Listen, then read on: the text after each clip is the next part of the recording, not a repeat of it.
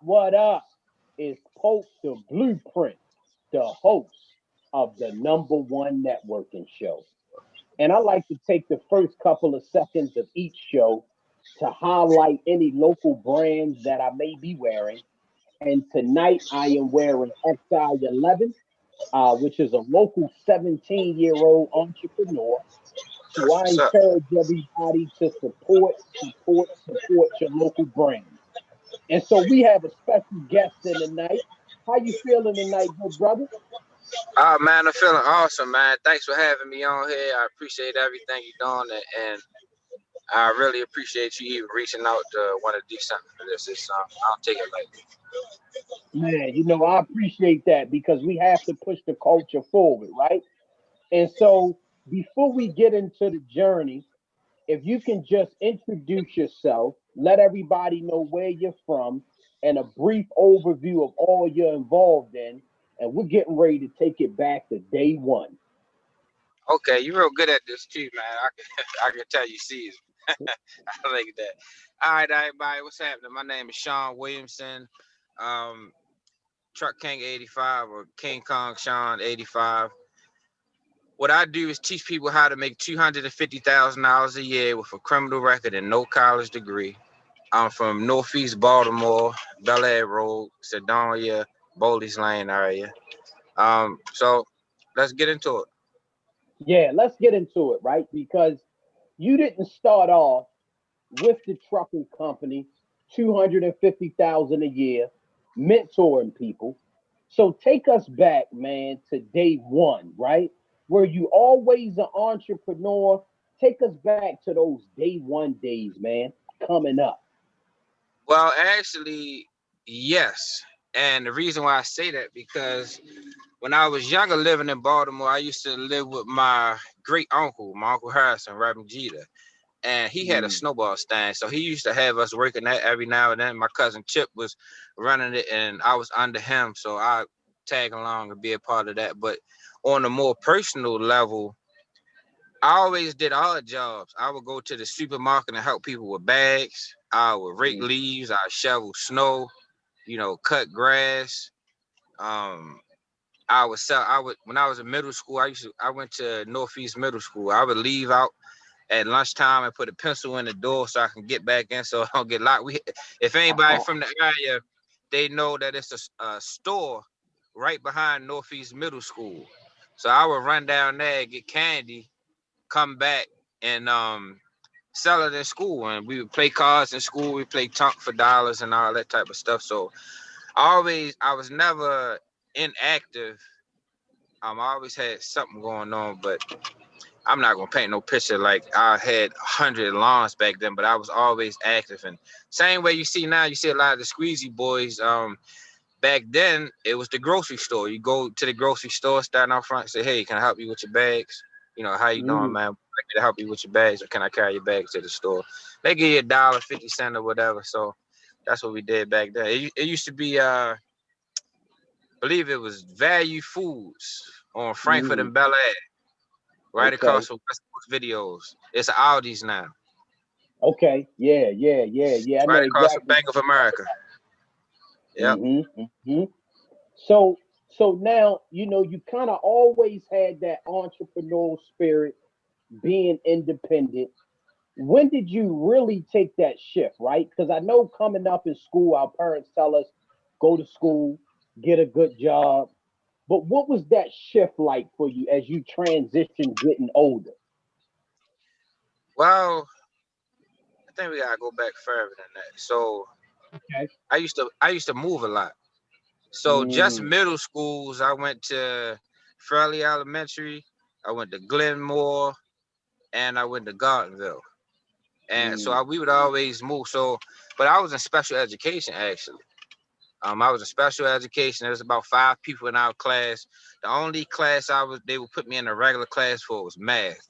I would go in with the mm, regular students, but I would stay in a small class. And when I got into middle school, they put me in the regular classes without testing us out.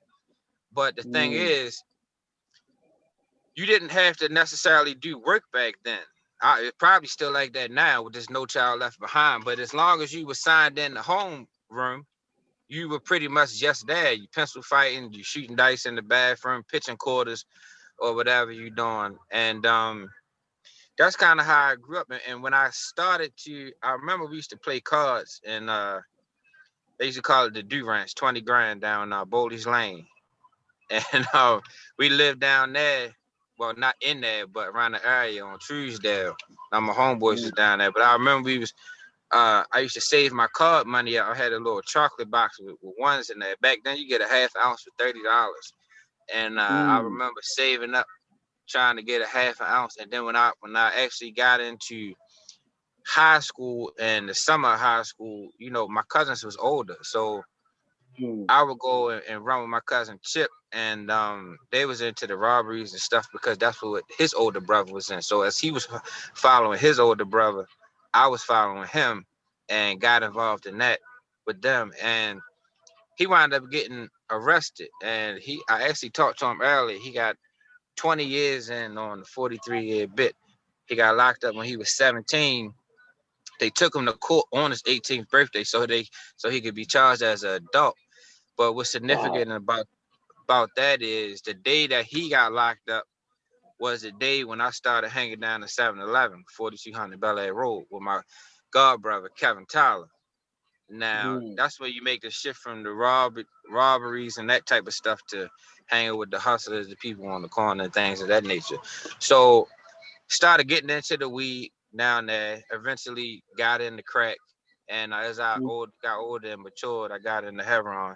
So I got a saying, same thing, different game. So I was always active as a youth, as a youngster with the grass and with the helping people with bags. And then as I became a teenager, I got into the drugs. And that was a short-lived thing. I mean, my highlights, I was 18, you know, driving the Lexus and all that stuff, but I could never stay free. You know, so my third time my third time staying arrested, but going to prison. The first 2 times I would go to jail fighting cases. And the last time they sent me to Hagerstown. So while I was up there, I got kicked out of the GED program and I lost my good days, which was a good thing. And well, it seemed like the worst thing in the world. I fought so hard to get my good days back, but in order for you to get your good days back, you have to prove that you're worthy of it. So that's where my personal development journey started, because I started taking all the programs in there. Because you take the programs, you get the certificate, you submit that to case management, then you trying to appeal to get your good days back. So it would seem like it was something bad, turned me into a self-help junkie. So I started taking all the programs. I mean, some of the programs I took 2 and 3 times. It was one particular program. I signed up so many people to come down there. They actually came down there to watch me. And I remember the administrator's name was Cobb, and because they didn't know what I was up to. I was doing this from the heart, and that goes back to the same game, different thing. So the same way, once that stuff started helping me, I started trying to get the inmates to do it and actually signing people up. It's the same way that when trucking changed my life, now I'm trying to pull everybody into trucking because it's working for me. And I was taught that you can't teach somebody something unless you can prove that it works for you. So I show throughout my daily life how it's working and benefiting me, and that's what I use as a tool to teach. The Bible tell you can tell a tree by the fruit it bears. You know, so that's man. Let's take it back, right? Because at the moment that you were introduced to self-development, right? yeah. What was that shift in your mind? Was it something that you had to fight, or once you picked up those self-development books, and was it one particular one that stood out that kind of transformed the way you thought? I told you he was good at this, man. Actually, it was. You want me to tell you? Because and Yeah. my good friends that used to write me, I ain't gonna put it out there, but she really helped me down my first couple times going to jail, and when I used to write home, you could barely understand what I used to write. I couldn't spell. I was pretty much illiterate, and I still can't spell to this day. But what I'm saying is, I never read my first 2 times until the second time I was on lockup. My next door neighbor had this book by Nikki Turner. It was called Riding Dirty on I-95. And at the time, Mm-hmm. I was taking trips to New York because my family is essentially from there. And I got kicked out of Maryland at one point. So I lived there for a year. And when I came back, I would return to deal with them. So that's what started me actually reading. And then when I got into prison, and let me just interject right now, the difference between jail and jail is a holding place while you waiting to get sentenced. Prison Mm-hmm. is where you go after you've been sentenced. That's a home environment where we would go out to the library and all that stuff. So I started reading with the Nikki Turner. Then my third time going, in my quest to get my good days back, I went to the library. It was this guy named Reginald Lewis. Just the most important book in my life. Um, he had a book called Why Should White Guys Have All the Fun? And he was sitting on the Ah. front like this, with a cigar, Italian suit on, nice watch. And I said, you know what? That's a good goddamn question. And I started Mm. reading it, and come to find out, he was one of the first black guys dealing in billions of dollars. He was in the leverage buyouts, and even what hit more home was he was from Baltimore. Matter of fact, there's a Mm. Reginald Lewis museum downtown. So I read Wow. that. Once I found out he was dealing in the billions, I started studying billionaires. So I would Mm. get, I mean, people not gonna like this now, but back then, Donald Trump was America's billionaire. I mean, Yeah. regardless of what he's doing now, I'm talking years ago, back when he was taking pictures with Puffy and Tyson and Don King and all them guys. So I started reading his books and then I started. There was this magazine, a discount bulk book purchase where no matter how many books you bought, you only had one shipping cost. So what I would Mm. do is I stopped eating. I stopped going to commissary and started spending all my money on books. It started feeding my mind. I I took a small business course in there through the mail. I mean, I started losing weight and everything. But that was the best thing I ever did. I mean, people used to say I was crazy. It was another interesting moment. This guy called Kevin Trudeau. We was in the dorm, late night TV. You know how the infomercials come on? There was Yep. a book called Free Money They Don't Want You to Know About. I ordered that book. He sent it. I got rid of $7,500 worth of debt from prison, Mm. writing letters. I still have my notebook to this day. I can show it to you when I get back home. Yeah. Um, and there was another one, Bill Bartman. I was looking in the classifieds, and he had a book about how to purchase debt.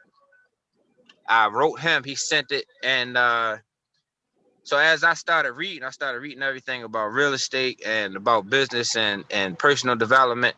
There was one guy, how to make millions in real estate in 3 years. His name was what's his name?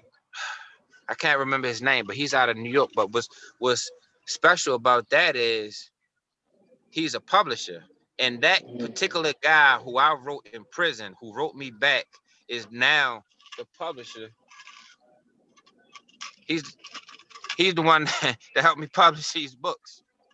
He's the one that Mm. he's the one that helped me publish these books. And what's significant about that is I encourage people that's in prison to reach out to me. I deal with people. It's so many people that's getting out the feds that come and holler at me. That got trucks now, getting out of the Mm. state joint, and I'm not going to just say this your position. I'm not going to deal with you. No, I'm specifically marketing toward them because those are the ones that's left out, and the ones that's left out are the ones that actually need it the most. So Yeah. that's who I specifically market to. People in prison, people about to get out of prison, or people who have been home that have felonies. Because what's the biggest holdback? Well, I can't get that job. I got a background, right? Or shit, I gotta go to college for that. Well, guess what? I'm showing you how to make $250,000 a year with a criminal record and no college degree. So I eliminated all the excuses. At this point in time, if somebody is not out here doing something with themselves and they've been exposed to this information, it is solely on them. There's nobody to blame. The information is free. There's no excuses. There's no excuses. So, but if I had to point out who was the most important, I would say the Reginald Lewis book, because when I saw that cover, Why Should White Guys Have All the Fun, that's what started my personal development journey. The Nikki Turner started me reading. And when I got home, I was going to college at the time. First thing I did when I came home was get into CDL school. But once I accomplished that and started working, I got into college for accounting because I knew I was going to be dealing with money and I wanted to understand how to handle my own money so people can't cheat me. But I seen my lawyer downtown and I had my badge on for school and he was like, "Oh, you in college? That's what's up." And he was like, "Think and Grow Rich. Get this book." I got that. Changed my life. Napoleon Hill, man. Exactly. But see, this is the thing. How you do anything is how you do everything. So the same way I wrote that guy and he helped me publish this book, mind you, from within our relationship, I purchased every piece of literature he has, every course, everything. But even with the Napoleon Hill, I'm actually a master teacher in the Napoleon Hill philosophy. I was hand taught by them. I went to Harmons, Indiana to get hand trained. I was the only young black guy from the inner city. There's people from the Congo there, people from Russia, all over the world, and it's just me there. And I'm still in relationship with them today. I've actually transported their books when they was moving the facility, because there's 2 locations, one in Hammond, Indiana, and one in Wise, Virginia. Okay. And they Miss Judy and Don, they I really appreciate them, working with me how they have, because I learned a lot just dealing with those books. So it's so many facets, right, that I love about what you was talking about. But what I want people to take away is, like you said, the way you do one thing is the way you're going to do everything, right? everything. And it seems like once you find your passion, once you find that groove, it seems like you have a laser sharp focus, right? And so talk to people about that are teetering the fence, right? They may have something they're kind of working on, thinking about, but share some game with them about, if you want to be successful, you're going to have to go all in. Talk about how you process and analyze things. Sure. Well, one thing I learned from the Napoleon Hill Foundation is the sun rays, right? So the sun shining down, it'll keep everything warm. It can even get some stuff hot. If you got a black car you sitting on, it's going to get hot. But dig this, that same sun, if you take a magnifying glass and focus it in a laser beam, will set the grass on fire. So it's that laser focus. And this shit don't happen over, excuse my language. This this stuff don't happen overnight. So I think it's important to talk about how you do anything and how you do everything. When my first job, when I came home, I was telemarketing for $18 a day. All right. I was telemarketing for $18 a day. I was working at Burger King and I was driving sedan, all while getting my CDL and in school for my GED, because remember, I got put out of school while I was in the joint. Yeah. So, but if you want to be successful in something, completely engulf yourself in it. So any subject that you could think of, just say for me, for example, I'm in the trucking, right? Yeah. Okay.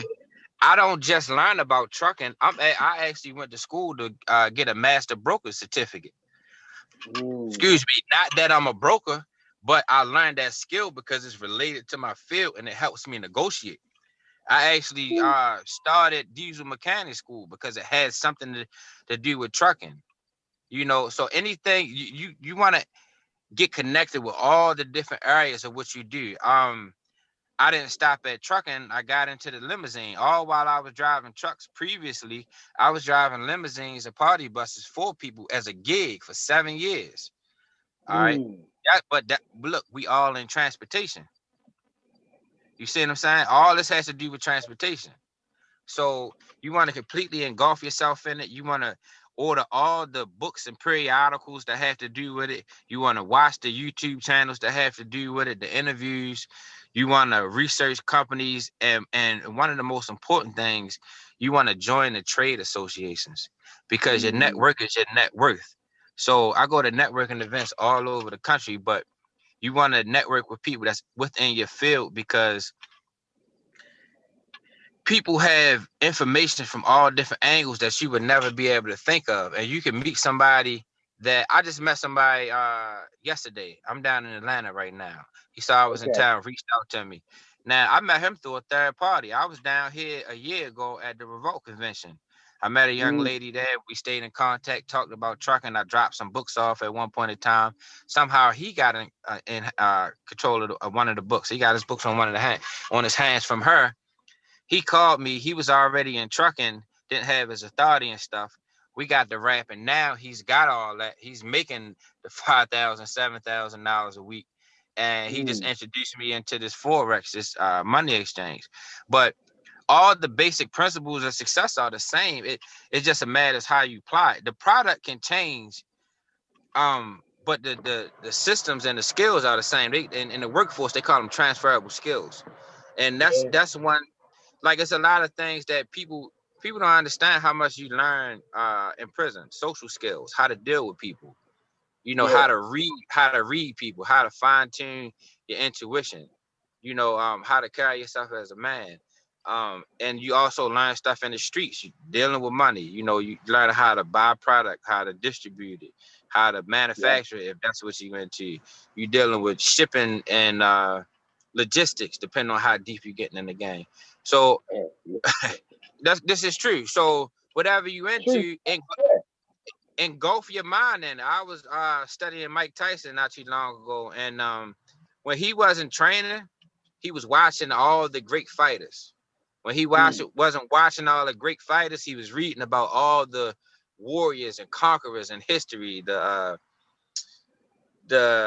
who you call it, the Alexander the Greats, and all these great Greek warriors and African warriors. So he was learning about, he was a warrior. So he was learning about everything that has to do with war, fighting, and mastering what he was into. You got to completely engulf your mind in what you're trying to get into, and never stop learning. And the cheat code, if there ever was one, is a mentor.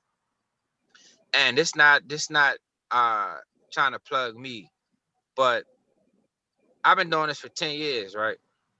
Whatever took 10 years to learn through trial and error, my nephews and my homeboys and people I come in contact with is doing in a year, 2 years.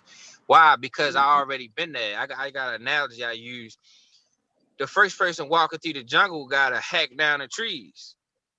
They got to go through all the hardships. But then the people walking behind them, the path is already laid. You just got to stick to the path. Now, if you choose to wander off into the jungle and get caught by a bear, a lion, a python, an alligator, that's on you. But if you would have stuck to the path, no, this is for real. That's why I seek out mentors. That's why I seek mentors. And I don't always seek mentors that's in my specific career field, because I learned how to transfer the information and make it applicable to my life so I can apply it to me. And information is useless if it's not applied. It's useless if it's not applied.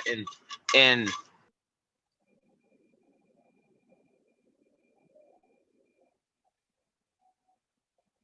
becomes knowledge, but knowledge only becomes wisdom through experience. It becomes knowledge through application. So you don't know something unless you're applying it. And when you apply it, you gain wisdom through experience. So knowing what to do is prime example. If I'm driving and my truck start to slow up right now or it cuts off, I have the wisdom to know to stop it and check the fluids, because it might just be cooling low, and I can pour some water in there and get the truck started right back for something so simple. That's the wisdom that I've gained through experience. Somebody just jumping out there gonna have to call a tow truck, a mechanic out, spend money and labor and so on and so forth, because they may have had the book knowledge, but it's not wisdom until you start applying it. And also, you gotta be humble, because if you think you know it all, you ain't gonna get real far.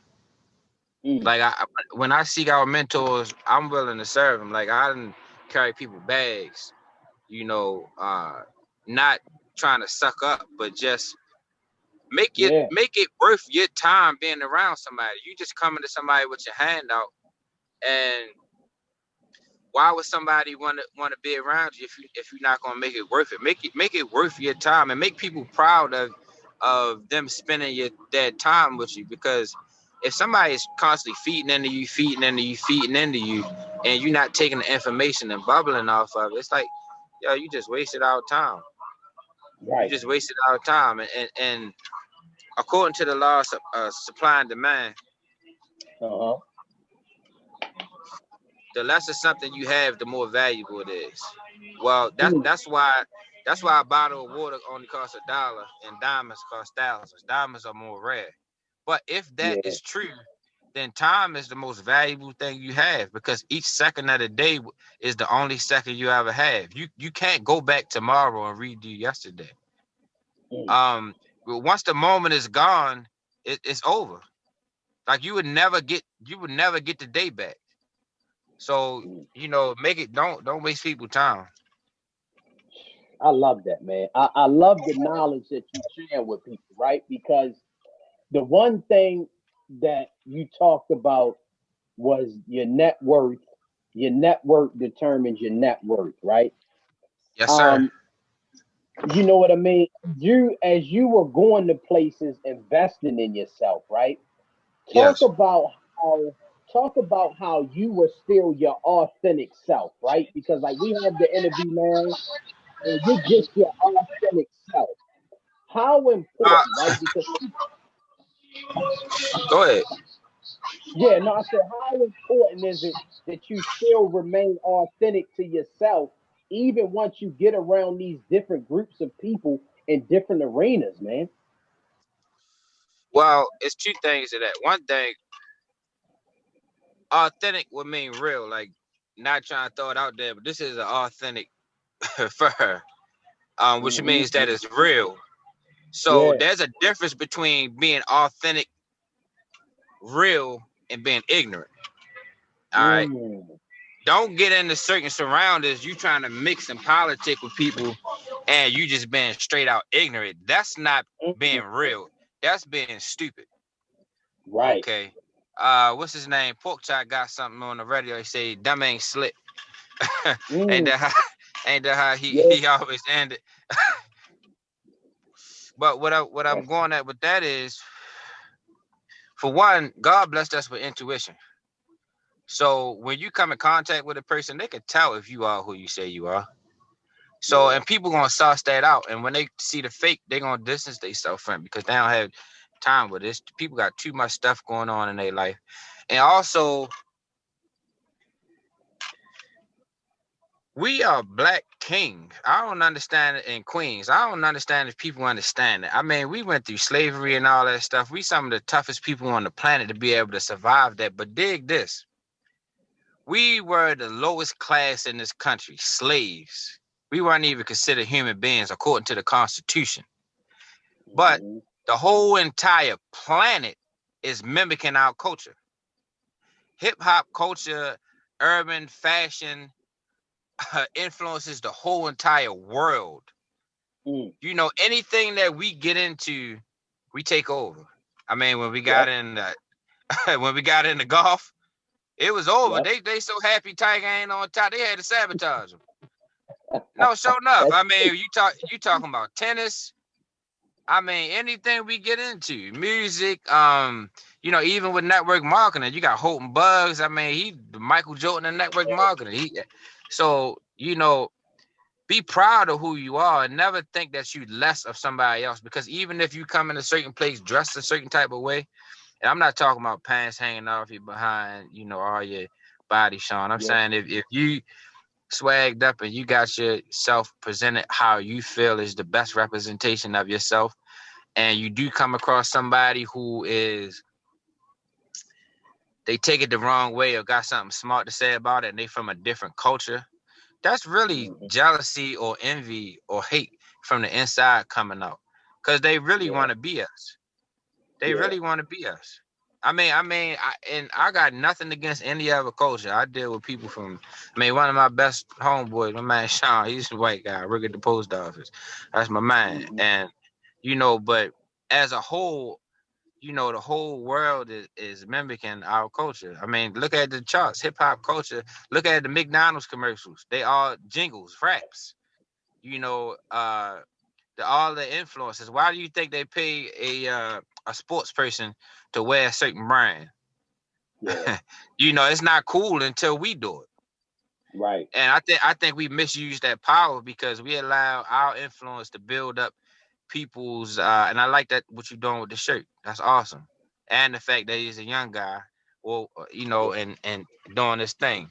And that you taking the time to promote it. But we use our influence to build up people's enterprises, and they don't really give a damn about us. I was talking about this earlier. I was looking for some shades, and the guy was explaining to me the different types of places you can shop here, and he was saying that this place is this color, this place is that color, but they have some of this stuff in there, and we just laughed and joked about it. Like, right, okay, they don't want us, but they want our money, so that's why they putting certain products in there. So they may not want to shop in there, but they will accept our money. yeah. You know. But you have to be yourself. As a matter of fact, you're not going to be happy unless you yourself. That's true. That's true. I One of the first things I did, and it started in prison. They gave us. I went to a program, and they gave us a Bible where it outlines, which you can read the whole Bible, from cover to cover. And I did it in there. But when I came home, I got into the church, and I'm not talking bad about the church. I'm about to use this as an example for me. As I grew and progressed and started to be more financially able, I started buying suits. And Mm. I felt so uncomfortable in those suits with the suit jacket and all. I just didn't feel Yeah. comfortable. And I said, I'm talking all my suits was Brooks Brothers. I mean, every last one, the jacket, the pants, the vest, the shirt, tie, socks, Mm. even the shoes. I'm Brooks Brother down, pinstripes. And I felt so uncomfortable, even though I was dressed nicely and people would Yeah. compliment me. And I tie that in with, if you're not being yourself, being true to you, you're not gonna be happy. You're Yeah. not. Why you think you run into people when you go to jobs? Like, say you go to a McDonald's and you run into a disgruntled server, and in your mind you like, shit. Why you mad at me? If you ain't want the job, you shouldn't have took it. But it's not. I Yep. mean, they doing what they gotta do. But the thing about it is, you feel this anger inside because you deserve more. You see Yeah. what I'm saying? And that ties into you not being who you are. You're not operating at your peak level because you're not having things your way, and you're not being who you are. And that can Yeah. be frustrating. That matter of fact, that's Hmm. one of the most frustrating things about coming home from prison. Those first couple of years when you building foundation and you doing whatever you got. I mean, I delivered pizza and everything. And I was always moving toward my goal, but there were times where I knew it was more out there for me, and I wasn't completely content. That's why my first few years I had absolutely no social life. I mean Mm. none. I was working Mm. 2, 3 jobs at a time. The most jobs I ever worked at one time was 7. I'm talking real jobs I can count down. I got to Yeah. my 8th one. They hired me as a teacher at a truck driving school. When I got there, I said,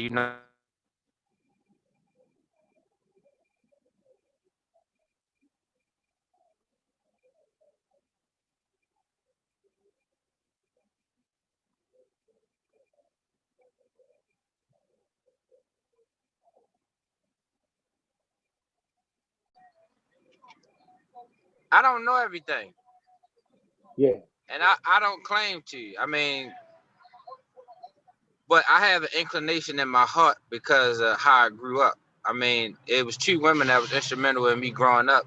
My mother, who was a nurse, a caregiver, and my cousin, who was a giver. I mean, type person. Every time you see her, she give you a card. You never leave her house without getting something. And those two things was instilled in me as a young person. So I don't claim to know everything. It's people out here making more money than me in trucking. It's people that's, way far more advanced than me, but I have it in here to do what I'm doing. So, I think that's what makes the difference. And people can feel that when you talk to them. I mean, there's a guy now, Vito. I ain't gonna put his government out, and he contacted me from the feds, and we started corresponding through email. And he's home now. I mean, he's doing excellent, flipping houses, got his CDL. I mean, he ain't even been home a year. I ain't even been 6 months. I mean, he came home. I met up with him. We drove around in the truck and so many others. But he's like a shining light because like he took the initiative from inside. And really that's when I started. My stepfather was a truck driver, but he never showed me anything about it. All I knew was that he drove truck at one point in time. But when I was in the joint, I would read the newspaper, but I would start to classify from the back and read the classifieds. And I would notice that there was always 6, 7 trucking jobs as opposed to one plumbing job, one electrician. And they was all starting at 50, 60,000 with $3,000 sign-on bonuses, $5,000 sign-on bonuses. So I make up in my mind, okay, this one I'm gonna do. Then I got the CDL book and there, started studying it. Then by the grace of God, it was a guy on my tier. I think he was from Dallas. I forget his name, but he was telling everybody how he was owning trucks and he had a car carrier, was making X amount of $1,000 a week, and everybody thought he was bluffing. But he got the magazine one time that sell trucks, and he let me hold it. Then I started seeing the prices of trucks, and then like that really shifted my mind because now I'm on some okay, trucking driving is cool, but you can make thousands of dollars owning the truck. And that made a big shift in me. And the reason why that's important to say it now is because my own personal trucking journey started from inside of prison. That's where it started. So I like when people call me from prison and from jail, or had that people contact me and get the information.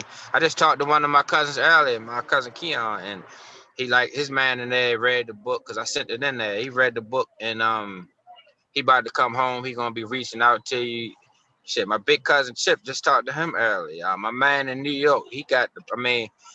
So I think that's you talked about finding your purpose earlier. So trucking is my job. That's my career. But my purpose is to be out here and affecting people's lives so they don't have to break law. And I use these things as tools.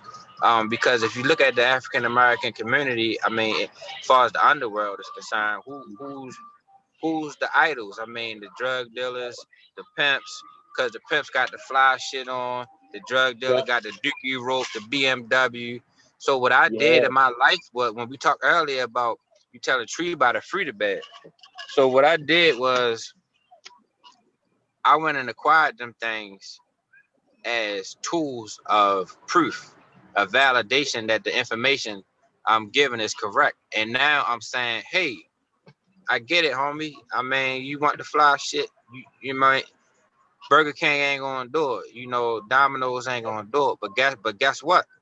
This motherfucking trucking shit will do it. And guess what? If you don't believe me, analyze my life, because I'm showing you day in and day out, dollar for dollar.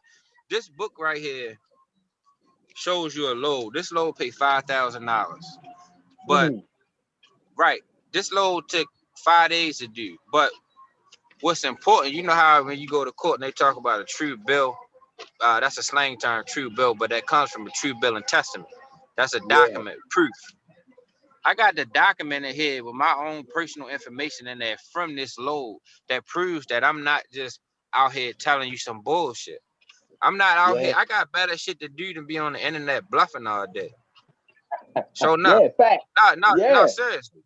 So I want the young brothers to holler at me. I want the dude that's running the block and pitching and shit. And he done made 5,000, 10,000 a day, and to sit and say, "Dang, whoa, yo just did a load for 8,700. How can I take this money and do that? Well, how can I get out of this and do that? Because I'm doing this because I feel like there's a certain level of life I should be living on and things I should have. However, I don't know another way to get it. And this is the most available means I have, according to the knowledge that I have and according to what's accessible in my environment. So this is what I chose to do. Now comes Sean to say, I dig that. Check this out. Because now you got another option. That's my whole spiel in a nutshell. That's my whole spiel in a nutshell. Now take people through the journey, right? Because you said you started behind bars. What was that transition into getting your first truck, right? Because some people may see that as intimidating. What was that first process like stepping out?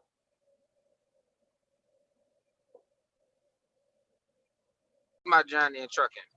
All right. Yeah. I was home my first month. I came home August 31st, 2010. I signed up for school 30 days later. It was October the 3rd. All right. I got my CDL 6 months later. I went to Allstate. Now, I was still on the box. I had the VPU, the Violence Prevention Unit thing going on. I couldn't leave the state. So I got a job with a construction company that had CDL trucks. I was fixing poles and all this stuff. This company called Madasco LLC. I did that for 9 months to get me a little bit of experience, learning how to shift.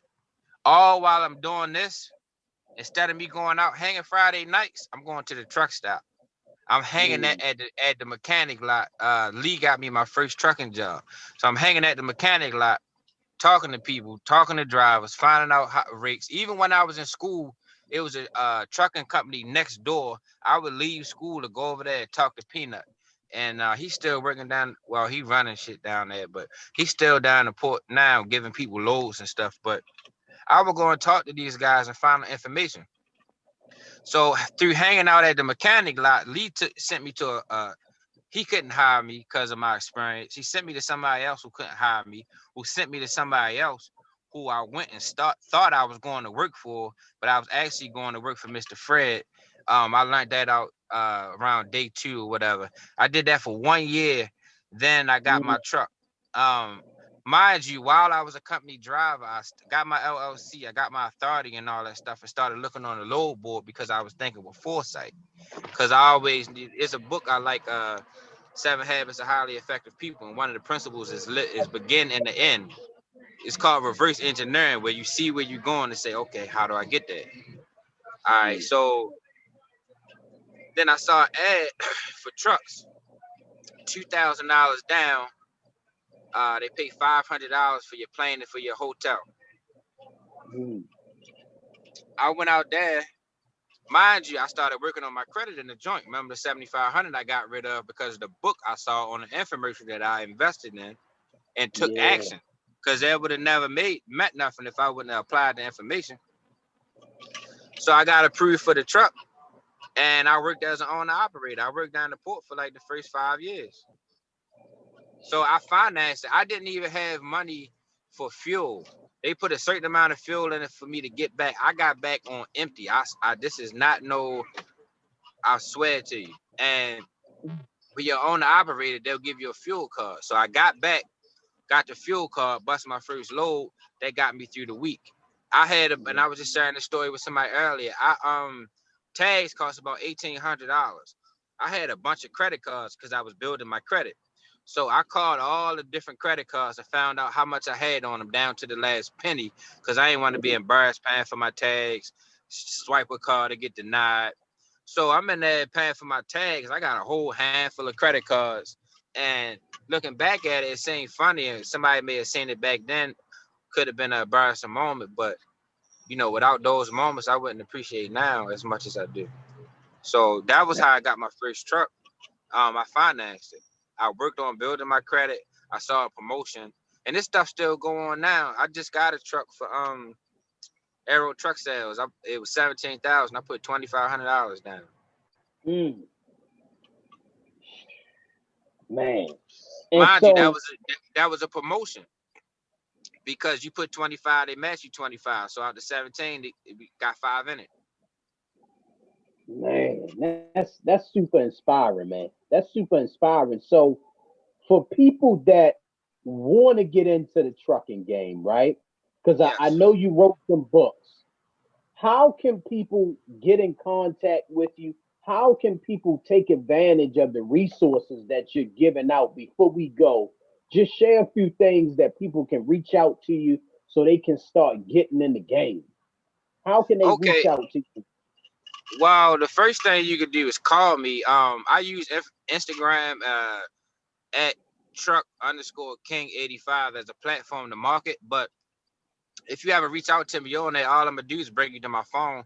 You can call me at 443-386 6587. But also, just real quick before we go, Hmm. somebody starting off with nothing, right?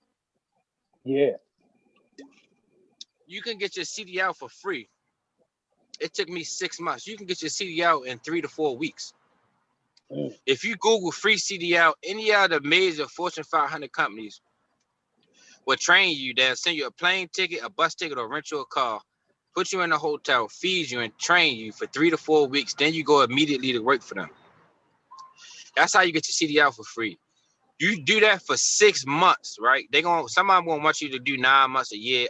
Only give them 6 months. After 6 months, start pressing for owner operator position where you can lease Mm. purchase a truck with no money down. And when you do that, you'll be working under the company as an owner operator. However, that's going to get you into the $2,500, $3,000 a week as an owner operator, which is going to put you in position where you can save $300, $500 a week in order to put you in position to get your authority, get your truck, get your trailer, and activate your own authority. So you start Mm. off with a free CDL. You lease purchase a truck with no money down, and that's going to get you in position to save up the money so you can go and purchase your truck if that's what you want to do. Mm. You can continue to stay there and own the truck. Some of them are 3 year lease. I don't suggest staying there that long because there's only 3 levels in this game. Excuse me. This ginger Yeah. ale, man. Company driver, owner operator, owner authority. A company driver going to make between $900 to $1,200 a week. Summertime, you might make $1,500. If you're working with a smaller independent company that's letting you run wild, you can make $1,800, sometimes $2,000 if you really, really run it. All right. Mhm. Second level, owner operator. Owner operator going to make between $2,500 to $3,000 a week on a consistent basis. Summertime, you might make 34, 35. I mean, I'd have made 4,200 as our own operator, but that's not on a consistent. I'm talking about consistent numbers. Yeah. But your own authority, you're gonna make between $5,000 to $7,000 a week Mm. on a consistent basis. I'm talking week in and week out. Long as your truck is up operational and you willing to run. So, but if anybody got any questions, all they gotta do is call me. Or you could text me and just send me your full name or your email. I'm gonna forward you all the information you need from beginning to end. You look at it and then you call me. We walk through it. I mean, I get on the phone on three-way all the time with people to help them get their CDL. I just sent somebody earlier, probably 150 drivers. Mm. Because they got a truck, one of their drivers bailed out on them. So I mean, mechanics, anything. I've been home for 10 years, and as I get different phones, I just transfer all my connections. So I got 10 years. We was talking about your network is your net worth. I got 10 Yeah. years worth of insurance companies, worth of finance companies, worth of mechanics, worth of truck sales. So all they gotta do is call me. Man. That's dope, man. That's dope. I hope people take advantage of it, man. And so one last thing before we go. I always so the one last thing I always like to do with every interview, I always like to leave on a word of encouragement. So before you go, your last words for people that may be thinking about getting started, already started, or maybe thinking about quitting in life in general, In what would be general. your word of encouragement? Oh yeah, man. Shoot, persistence. If you look Mm. on YouTube, there's a guy called Zig Ziglar, and he has a spiel about the primer pump. where when you first pump the primer, trying to get the water out the pump, it don't come straight out. But if you keep pumping it, you keep pumping and you keep pumping, eventually there's so much water coming out, you can't even stop it from flowing. And life is like that. You start off and you go through your trials and errors, but that's what builds your strength and character for you to be able to handle the weight while you on top. So whatever you choose to do, pick one thing for starters. Pick that one thing to master it, and you master it through experience, and you keep working at it through failures, and you fail your way forward. You just keep going, and when you fall, those are the best times because you learn so much, not just about yourself, but about people. Because when you're up, everybody loves you. Everybody loves a winner. But when you fall off, you're going to see who really there. And sometimes God will put you in that position just to take the veil off of your eyes so you can see who people truly are. And that's going to show you who people are. That's going to show you who you are. Do you have the strength to continue? Are you a pussy? You going to quit? Somebody steal an 8-ball from you that costs $100 on the block, you ready to knock his head off, but you lose a job, you ready to quit. You willing to lose 50 years of your life over $100, but you gonna quit or I can't even get it out because when I look at it in hindsight, it's so ridiculous. Yeah. But I thought like that as well. I mean, I've been arrested for tip murders and all type of stuff like that as well. I've been on both sides of the gun. I've shot people and I've been shot. But so I'm not dissing nobody for the way they think. I understand it 100%. But you need to transfer that same energy and say the same way I kill somebody for fucking with me. Oh, the man think he gonna fire me and this the end of my career. I'm gonna kill the game. Yeah. I'm gonna load up and come back and kill him. Yeah. Same way you walk off. Okay, you try to embarrass me in front of everybody. I'm gonna walk off like it ain't nothing to bring the joint back and kill you. Same way they try to embarrass you and fire you because they trying to stunt your growth or because they don't like the way you talk or the way you look. All right, you walk off. Go back, get loaded up, come back and kill them. Hit them hard. That's all you gotta do. It's a paradigm shift. You gotta change the way you look at things. That's for real. Man, you know what? I thoroughly enjoyed this interview. I'm excited for people to get this information. I appreciate you taking time out of your schedule to share this game, to share your vision, to share your passion, man. I really appreciate it.